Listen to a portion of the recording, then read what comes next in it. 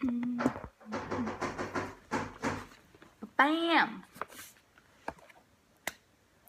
Hello, hello. Bethany, Londyn here. Hi, Greg. We've made it to lesson 37. Lesson 37 of Calling in the One, 7 weeks to attract the love of our life. 7 weeks, people. Oh my gosh, we have less than 2 weeks to go. That's insane. That's amazing. And today is on being happy, which I absolutely love. So we'll wait for a few minutes while people join. And if this is your first time, I'm Bethany, Londyn. I'm still single, but I'm doing this book and sharing the lessons. And regardless, the lessons are awesome. They're powerful. They're transforming our lives. If this is your first time, we're doing a lesson every single day. And today's on being happy, because when we're happy, we're going to attract other happy people. When we're sad, we're going to attract sad people. So just putting it out there. Okay, so let's jump right in. Lesson 37, being happy. She starts off with a quote that says, "Most folks are about as happy as they make their minds up to be." That is from Abraham Lincoln. So Catherine Woodward Thomas, I don't know if you guys remember from earlier stories, but she had an eating disorder. So she started going to something called Overeaters Anonymous to heal her eating disorder, and she was given this quote, I guess, at the time: "Most folks are about as happy as they make their minds up to be." So she was super annoyed by that quote, because most people that aren't happy and that are sad, like, that's the last thing that they want to hear is, "Oh, it's as easy as making a choice to be happy." Like, right? Nobody wants to hear that if you're grumpy or depressed. That's just not supportive. So she hated it, right? She didn't like it. Okay, so moving forward, she runs into a friend in her early 30s, and she's still, upset with how things are in her life. Early 30s. She had just ended a 3-year relationship, and another friend talks about happiness and says this: "The secret to being happy, Catherine, is to choose what you have." So just choose what you have, and then you'll be happy. Well, if you think about it, that's putting you in a very powerful, responsible place, knowing that I choose to be in my environment here. I choose to live in Marina Del Rey. I chose to make it all happen. And I can choose to be miserable and be upset about everything I have, or I can be super grateful and know that, hey, I woke up today and I'm breathing and alive and healthy, and not everyone can say that. So I'm so grateful. And so we can choose where we want to be in life. So moving on, she says that she became curious about the idea that one could simply be happy by choosing to be so. And so as a spiritual challenge, she decided to cultivate this quality of joy by thinking. Sounds kind of funny. So she says, well, if I can be happy now under these conditions, then I can be happy anywhere, anytime. So instead of trying to change her circumstances, she decided and chose to start accepting them as a blessing as they were. Yes, feel free to ask a question. Thank you. So it's all a choice, and it's so difficult to feel that way, to recognize it. And when you're sad and things are not going, what is the meaning of life? It's going to be different for every single person. I know what my meaning of my life is, and that is to basically spread that everyone is free. People don't realize, we make walls and fences and limitations all around, and I'm all about shifting the perspective and creating freedom and supporting that so that we can bridge the gap between reality and dreams. So that's me. But anyways, we're talking about being happy right now, which is a choice and another perspective here. So she chose to be curious about this, and I think that that is a great starting point for people. So if you're upset and you think it's impossible to be happy, Budweiser, you're funny.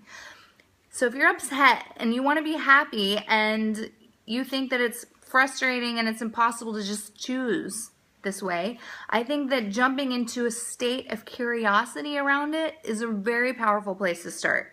So starting in a state of curiosity about what would it be like to be grateful about everything that I've created thus far into my life, and going from there, seeing where you go.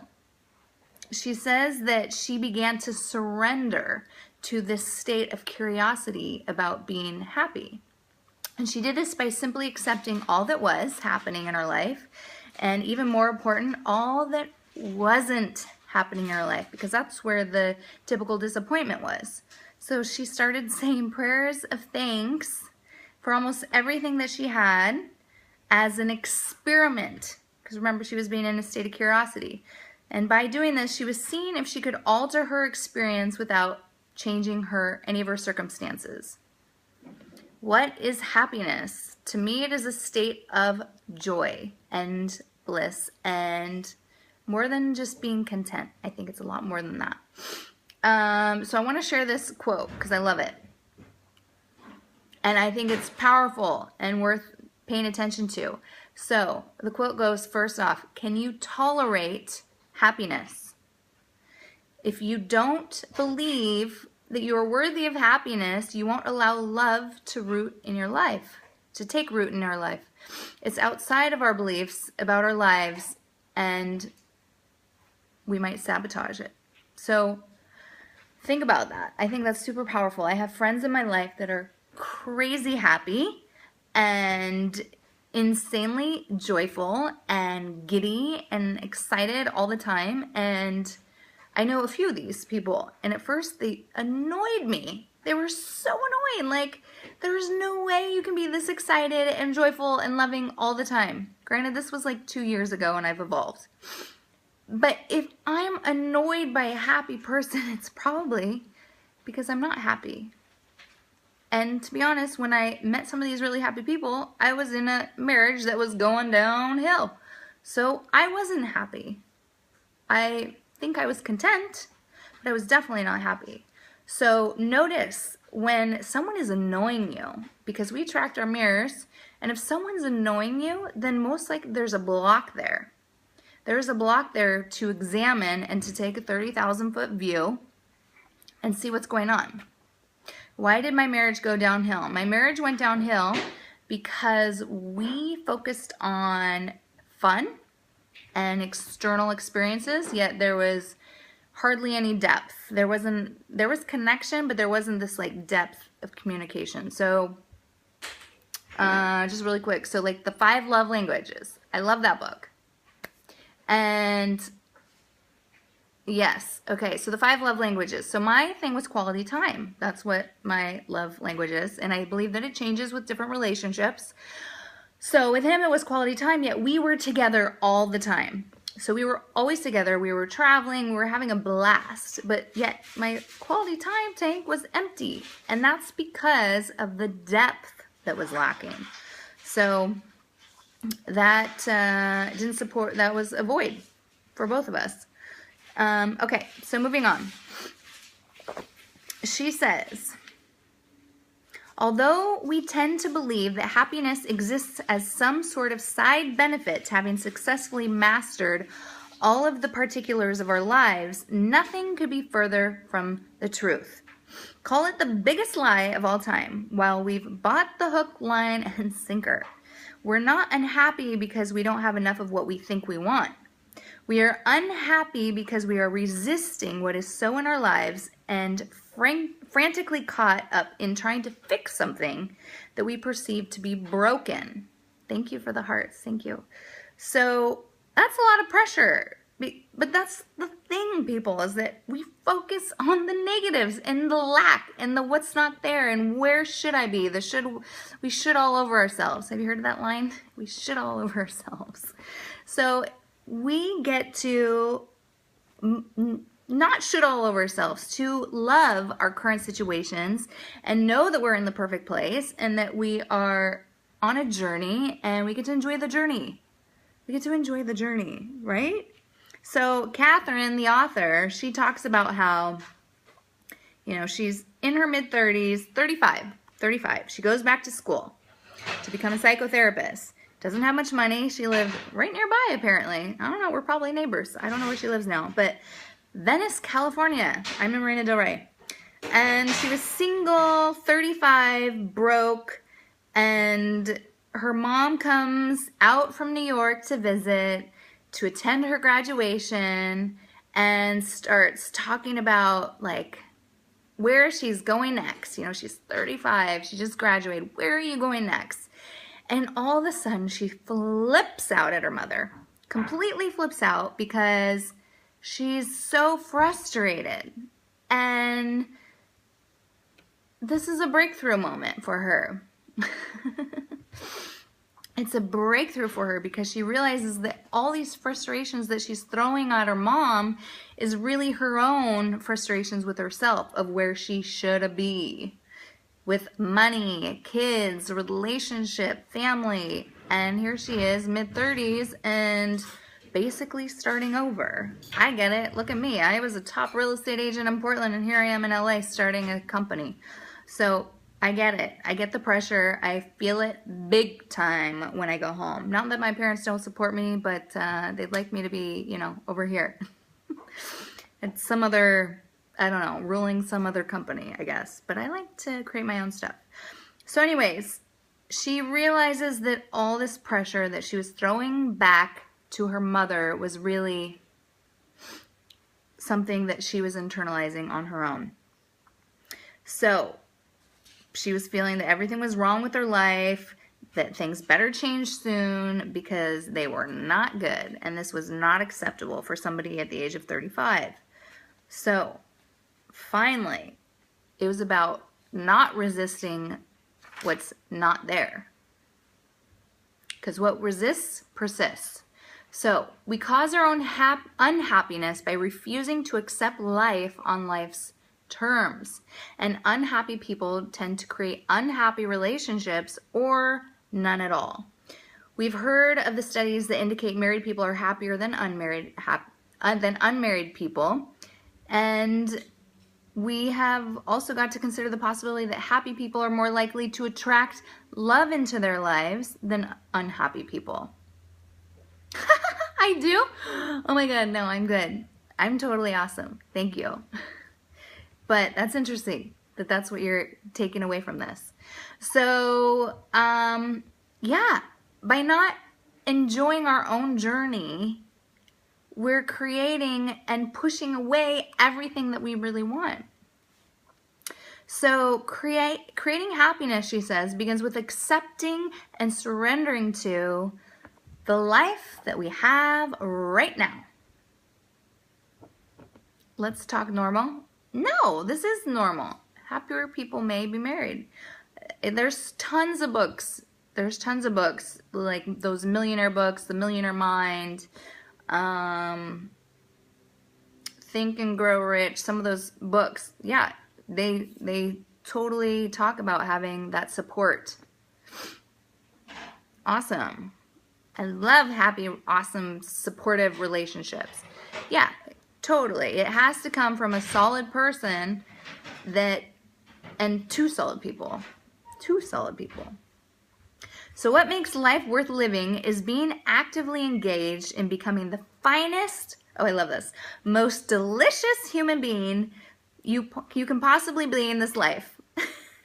What makes life worth living is finding people and projects that you can love and stand by and give yourself to completely. So I'm pretty much giving myself completely to this startup, and I absolutely love it. I'm super passionate about it, and That's awesome. You're giving me full attention. So yeah, if we're passionate about something, then you're in a state of creation and you're probably in alignment with something. So when you're in alignment, you're going to feel content, you're going to feel joyful, you're going to feel all the emotions, but most likely you're not going to be lonely. So it's about experiencing it all. And when we can experience and let all these emotions flow through, as we were talking about like 2 or 3 chapters ago, lesson 34, we're on 37, I think, then we're going to support ourselves in being a whole and complete person. Joy is an unconditional experience that is not attached to circumstances. It is a choice that one makes to cultivate a consciousness of unconditional acceptance of what is. My personal definition of success is being happy in the present moment. So I think that for many people is extremely difficult. I am not going to say that I'm happy all the time, but I would say a lot more than before I started doing all this transformational work over the last 2 years. How old? I'm 34. I get asked that question every single time. 34, people.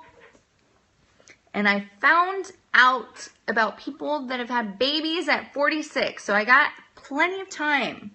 A girlfriend of mine was telling me her aunt years ago, 46, okay? So we're good. I'm good. Anyways, you may not like what's happening right now, but you can be with it. Be with it.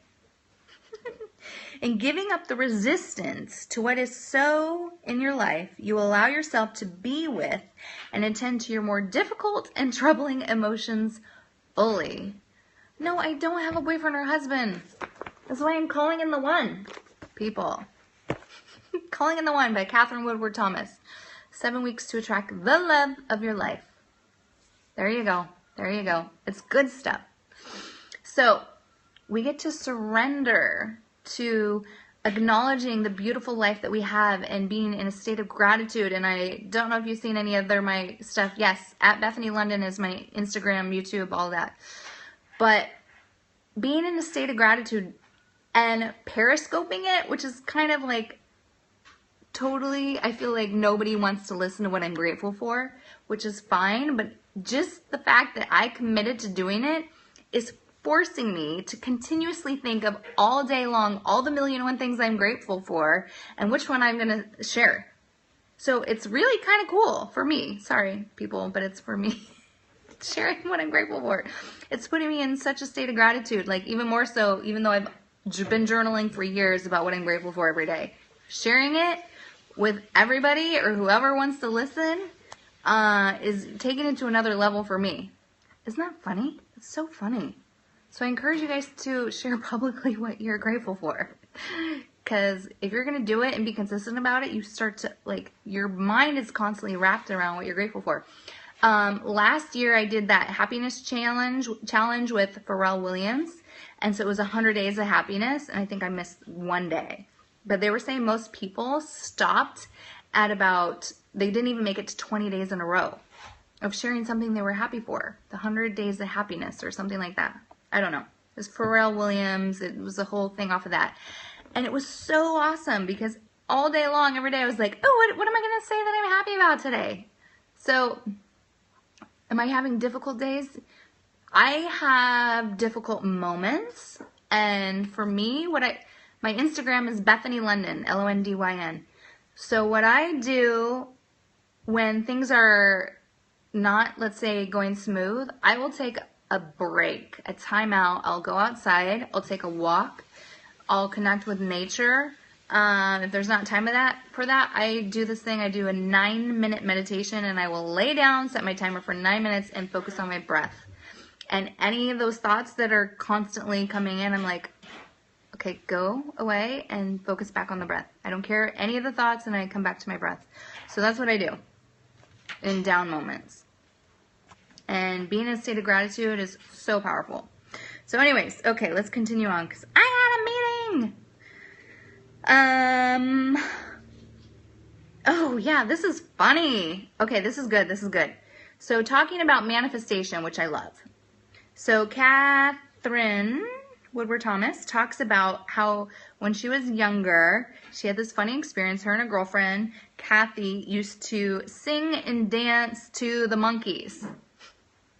You guys know the Monkees? Anyone know the Monkees? Yes, at Bethany, London. You got it.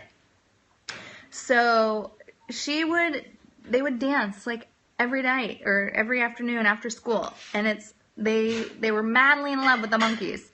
So one day it would be that she loved Davy, and the next week it would be that she loved Peter, the next week it would be that she loved Mickey, and she says she would have gladly given her right arm to meet any one of them. So funny, right? Okay, fast forward 20 years. 20 years. She meets a guy at an afternoon gathering. She makes a casual date to meet later in the night to see a play together with this guy. This is funny, guys. And she felt like this guy didn't look like he had much going on financially, but he was kind, paid for her ticket. They talked a little bit before the show, but she was feeling confused. Yet at the same time, she was like, there's something off here. So right before the show starts, she says, I'm sorry, but do I know you from somewhere? Have I done something, or have you done something that I would know about? And this guy that she's on a date with smiles rather shyly and says, well, if I told you, it'd ruin our date. You guys, guess who it was? Oh my gosh, it was Peter Tork from the Monkees. So she manifested a date with Peter, who she was madly in love with when she was younger and dying to be with when she was young. So you just never know how life's gonna work out. Which one is he? I don't know. Go listen to the Monkees. I don't know. Google him. Hey, hey, we're the Monkees. We don't monkey around. If I had a warning label, what would it say? So, like today, I was writing a letter and my friend goes, that's to Bethany. And I'm like, what do you mean that's to Bethany? This letter that I wrote for my startup, right? She goes, it's a little too honest. So my warning label might be, watch out, I'm honest. Or watch out, I'm authentic. I don't know. But that's a good question. I like that. I'm going to use that. That is so good. What is your warning label? That is so creative. Thank you for sharing that. Okay, moving on to the homework. It's a journal. It's a journal one today. And she writes, or she says to write, a whole bunch of sentences. Yes, I go to church. Multiple churches every once in a while. Begin each sentence with I must have. So what do you feel that you must have to be happy? I love God. What do you think that you must have in order to be happy? So you write a whole list. I must have this. I must have this. I must have this. I must have a fancy car. I must have the hottest guy in town. Or I must have a family. I must have a baby.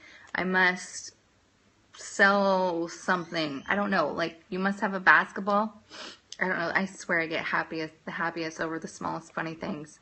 Yes, I do want another marriage. At first I didn't, but I do. I do now. I got over that. It may have taken me a year. So you write a whole list of I must have in order to be happy, right? All these characteristics, traits, they could be things, anything. Okay, I gotta run. Then you circle these things and you look at what are the experiences there. Are they making you upset, happy, angry, depressed? And you go through this. And you journal about your experiences, because really it's about the experiences at the end of the day. And looking at those experiences and seeing if they come from an honest, authentic, powerful place that's really going to support you in your future. Okay, I gotta run. I got a meeting to go to and my ride is here. So thank you for joining me. I need to calm down. On calling in the one, yes, and that's another thing is don't be desperate. I am not desperate to meet the man of my life. I am creating space for him to walk right in. Boom, boom, boom. Mic drop. I think that's a mic drop. Okay, have a great night. Love you guys. Spread the love. Thanks for joining. Bye.